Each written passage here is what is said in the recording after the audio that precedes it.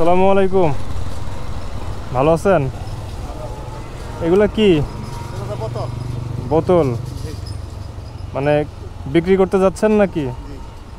কত টাকা হতে পারে আনুমানিক? 200। এই সকাল থেকে হয়ে গেছে এতটুক?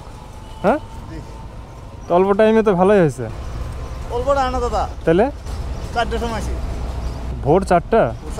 ওরে বাবা, তাহলে তো 8 ঘন্টা হয়ে গেছে মনে হয় নাকি? হ্যাঁ, তাহলে তো বিশাল ব্যাপার। আমি তো ভাবছি যে মনে হয় 1-2 ঘন্টায় মনে হয় হয়ে গেছে এরকম। মানে আপনার ধারণা যে এখানে 200-250 টাকা বিক্রি হবে? 150-200। এইটা কি এই টাকাটা পাওয়ার পরে আবার বোতল টুকাবেন নাকি ওই টাকা দিয়ে বাজার করে বাসায় যাবেন? না দাদা, আবার বাজারে সন্ধ্যা আবার সন্ধ্যায়, কারণ যে তাপমাত্রার মধ্যে তো ঘোরা সম্ভব না। এটা আমার কাছে বিক্রি করে দেন। এটা এই সম্পূর্ণ আমার কাছে বিক্রি করে দেন। হ্যাঁ, আমি নিয়ে দেখি বেশি লাভ করা যায় কিনা। আমি বাইকে করে এটা ঝোলায় নিয়ে যাই, নিয়ে হচ্ছে অন্য জায়গায় গিয়ে যদি 500 বিক্রি করতে পারে তাহলে আমার লাভ হলো 250 টাকা। হ্যাঁ, না না, আমি এমনি বললাম। এটা কি নেওয়া সম্ভব বলেন? আমি মানে যদি আপনার কাছ থেকে কাজ কাম করা হয় না, বুঝতে পারছেন। আবার মনে করেন কাজ কাম বলে মানে টিয়া পয়সা দিন ঠিক মতো দেয় না, বুঝলেন নাই, টক ঝক করে। এই জন্য বাবা মনে করেন আল্লাহ পাক যা দেয় এটা দিয়ে, হ্যাঁ ডাল ভাত আল্লাহ পাক। আলহামদুলিল্লাহ, মানে আপনি অল্পতেই সন্তুষ্ট। জি, আপনার কম ইনকাম, একটা ছোট ব্যবসা করতেছেন বা যাই করতেছেন, মানে এরপরও আপনি অখুশি না? খুশি না না বাবা, কারণ অনেক মানুষ তো এর থেকেও কষ্টে আছে। আছে আছে মনে করেন, হ্যাঁ কেউ না খাই আছে, কেউ না খেয়ে আছে। রাইট। শোনেন,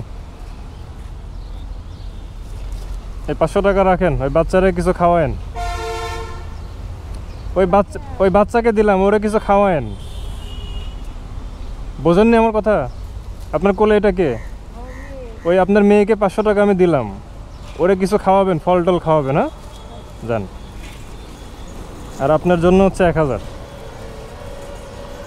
এটা আমি কিনতেছি না, এমনি বললাম। ওটা আমি কিনে কি করব বলেন? আমার তো কোনো কাজ নাই।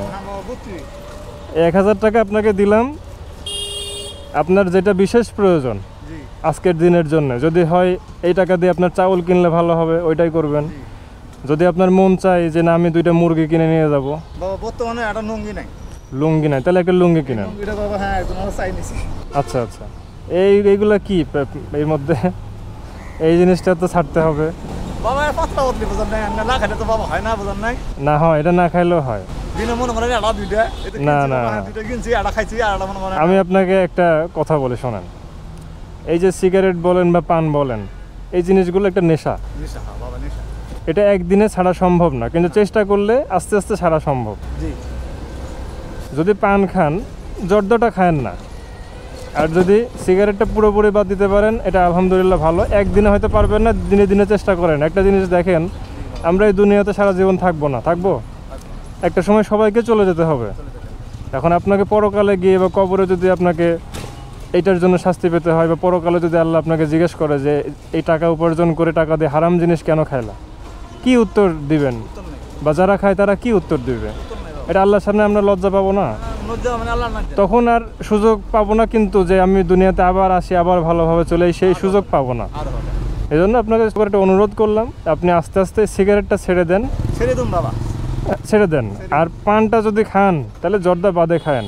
যেহেতু আপনি দাঁড়িয়ে রাখছেন, 5 ওয়াক্ত নামাজ কালাম পড়ার চেষ্টা করবেন, যদি না পড়ে থাকেন। দুনিয়াতে আমরা যারাই আছি, একটা সময় আমরা কেউই থাকবো না। অতএব এই দুনিয়া কিন্তু ক্ষণস্থায়ী। এই কোটিপতি, এই দালানের মালিকও একদিন চলে যাবে। আপনি ছোট ব্যবসা করতেছেন, আপনিও চলে যাবেন, আমিও চলে যাব, কেউই থাকবে না। অতএব আমাদের বুদ্ধিমানের কাজ হবে পরকালের জন্য কিছুটা সংগ্রহ করা, যাতে আমরা পরকালের জীবনে, যে জীবনের কোনো শেষ নাই, অনন্তকালের জীবন। আমার কথা কি আপনার পছন্দ হয়েছে না রাগ হয়েছে? আপনি রাগ হননি তো? ঠিক আছে, একটা লুঙ্গি কিনেন, আর যেটা বদভ্যাসটা আছে এটা ছাড়ার চেষ্টা করেন। হ্যাঁ, আসি। আসসালামু আলাইকুম। আসলে মানুষকে বোঝাইতে হবে, যদি আমরা সঠিকভাবে না বোঝাই তাহলে হবে না। রাগ করে একটা জিনিস হয় না, কিন্তু মানে আদর করে বা স্নেহ করে বা বিনয়ের সুরে বা অনুরোধ করে অনেকভাবে বোঝানো সম্ভব। সেই ধৈর্যটাও তো থাকতে হবে।